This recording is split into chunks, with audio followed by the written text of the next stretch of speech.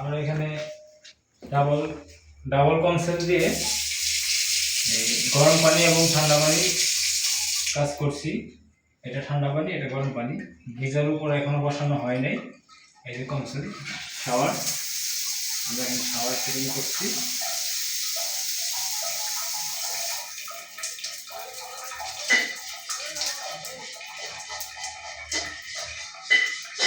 একটু সামনে আসো, বেসিনটা দেখো। আমরা এখানে এটা দেখেন, বেসিনের পানি মোটামুটি ভালোই ওটা।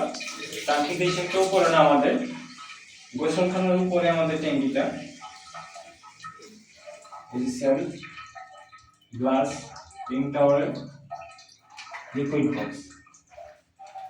এটার হাইট আপনার 4 ফিট